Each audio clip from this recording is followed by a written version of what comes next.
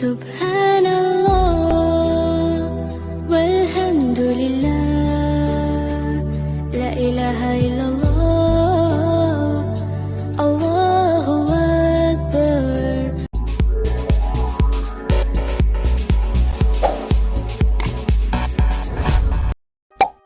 আসসালামু আলাইকুম।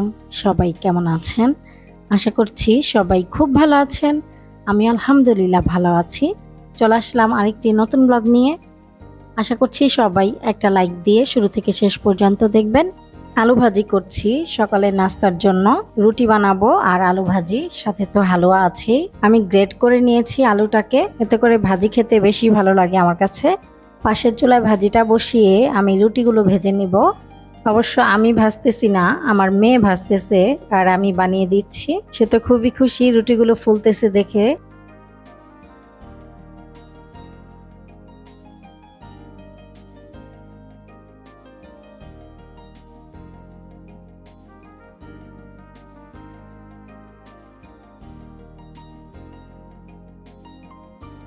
এই তো সকালে নাস্তা রেডি, সবাইকে দিয়ে দিলাম। মেয়েও খাচ্ছে টিভির রুমে বসে। দুই ছেলে হালুয়া তেমন একটা খায় না, ওরা ভাজি দিয়ে রুটি দিয়ে খাবে। আর আমি আর মেয়ে হালুয়া পছন্দ করি, আমরা হালুয়া দিয়ে খাবো।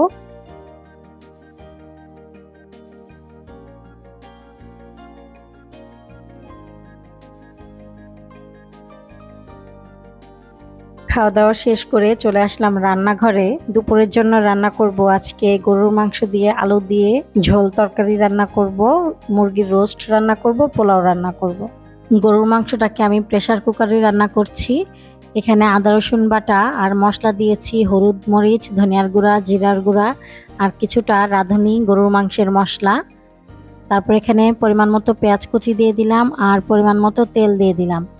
তারপর খুব ভালোভাবে মিক্স করে নিব সবগুলো মশলা মাংসের সাথে। তারপর পরিমাণ মতো পানি দিয়ে দিচ্ছি। তারপর ঢাকনাটা লাগিয়ে চুলাটা অন করে দিব।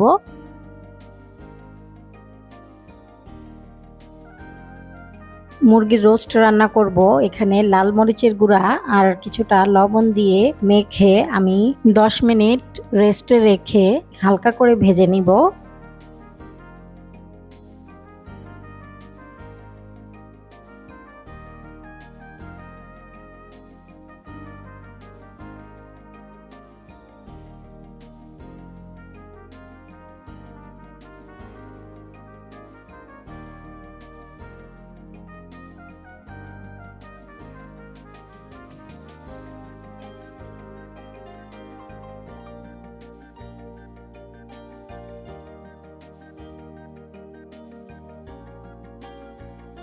সবগুলো চিকেন ভাজা হয়ে গেছে। এখন আমি ওই প্যানেই পরিমাণ মতো পেঁয়াজ কুচি দিয়ে দিলাম। তারপর গোটা গরম মশলা দিয়ে দিলাম, দারচিনি এলাচ লবঙ্গ তেজপাতা, পরিমাণ মতো লবণ। পেঁয়াজটা হালকা বেরেস্তার মতো ভাজার পর এখানে রোস্টের মশলা দিয়ে দিলাম। আমি এক প্যাকেটের থেকে অর্ধেকটা প্যাকেট দিয়েছি। তারপর আদা রসুন বাটা দিয়েছি, পানি দিয়ে মশলাটাকে ভালোভাবে কষিয়ে নেব। আরও দিয়ে দিলাম কাজু আর কাঠবাদাম বাটা। মশলাটা ভালো মতো কষানো হয়ে গিয়েছে। এখন আমি ভেজে রাখা চিকেনগুলো দিয়ে দিলাম। চিকেনটাকে মশলার সাথে কষাবো কিছুক্ষণ। তারপর এখানে আমি টক দই দিয়ে দিচ্ছি। টক দইয়ের বক্সটা ধুয়ে একটুখানি পানি দিয়েছি।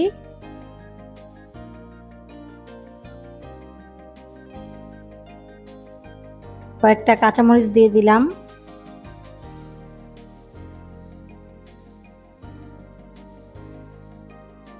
আর এদিকে প্রেসার কুকারের 5টা সিটি বেজে গিয়েছে। তারপরে আমি এখানে আলু দিয়ে দিলাম। আলু দিয়েও আমি আরও 3টা সিটি পর্যন্ত অপেক্ষা করব। আর চিকেন রোস্টে এখন আমি টমেটো সস দিয়ে দিলাম। তারপর হাফ কাপ লিকুইড দুধ দিয়ে দিলাম।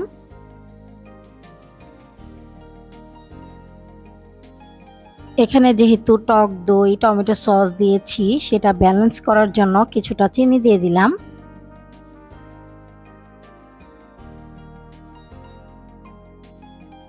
ঝোলটা যখন কমে গিয়ে এরকম গ্রেভি হয়ে যাবে,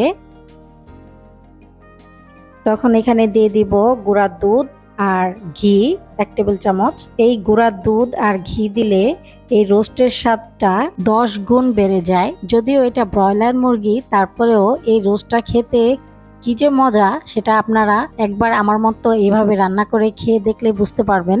এই তো আমার চিকেন রোস্ট রান্নাটা হয়ে গেছে, আর এদিকে গরুর মাংস রান্নাটাও হয়ে গেছে। আমি প্রেসার কুকারের থেকে এই পাতিলে ঢেলে নিয়েছি। এখন একটু গরম মশলার গুঁড়া দিয়ে দিলাম।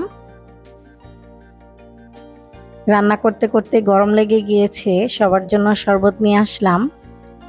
মেয়ে আর আমার জন্য বেলের শরবত, আর 2 ছেলের জন্য লেবুর শরবত।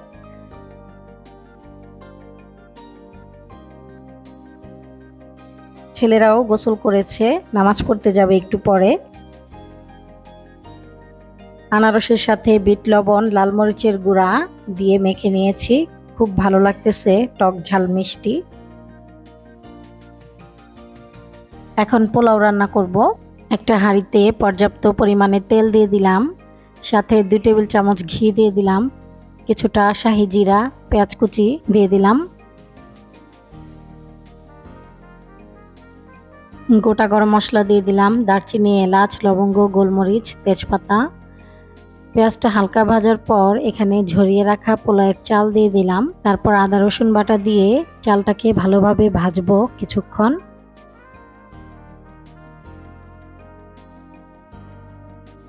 চালটা ভাজার পর এখানে পরিমাণ মতো গরম পানি দিয়ে দিলাম।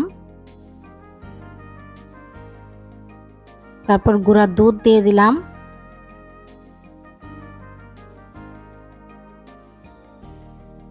কয়েকটা কাঁচামরিচ দিয়ে দিলাম মাঝখান থেকে ভেঙে। পরিমাণ মতো লবণ। তারপর এখানে গাজর দিয়ে দিলাম, আর আগে থেকে সেদ্ধ করা মটরশুঁটি দিয়ে দিলাম। পানিটা একটু শুকিয়ে গেলে ঢেকে রাখবো মিডিয়াম হিটে। আর এইদিকে আমার বাবারা নামাজ পড়তে চলে যাচ্ছে, জুমার নামাজ। মাশাআল্লাহ।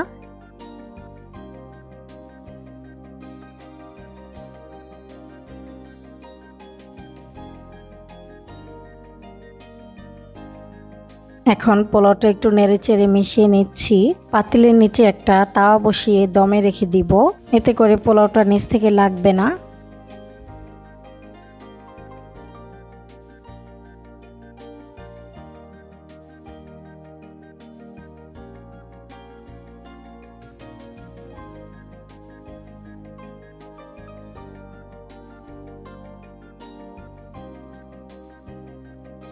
ওপর থেকে একটু ঘি দিয়ে দিলাম।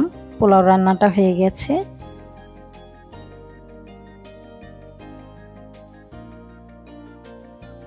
সব কাজকর্ম শেষ করে নামাজ পড়ে চলে আসলাম, খাবার টেবিল রেডি করছি। আজকের খাবারের আয়োজন আমাদের, আলহামদুলিল্লাহ।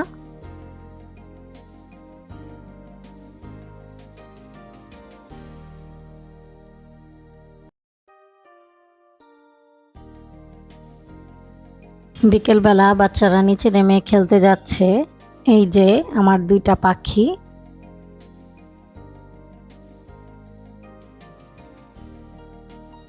মটরশুঁটি একটু লবণ পানি দিয়ে মেখে আমি ভেজে নিয়েছি শুকনো খোলায়।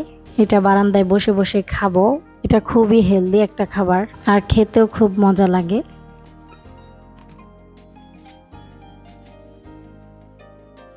এখন সন্ধ্যাবেলা আমরা ফুচকা খাচ্ছি। এটা হচ্ছে দই আর তেঁতুলের টক। দই ফুচকাও খাবো আর তেঁতুলের টক দিয়েও খাবো। এখন পর্যন্ত যারা আমার চ্যানেলটি সাবস্ক্রাইব করেননি তারা প্লিজ আমার চ্যানেলটি সাবস্ক্রাইব করবেন, আর ফেসবুক থেকে দেখলে আমার ফেসবুক পেজটাও ফলো করবেন। ভিডিওটি ভালো লাগলে প্লিজ একটি লাইক দিবেন।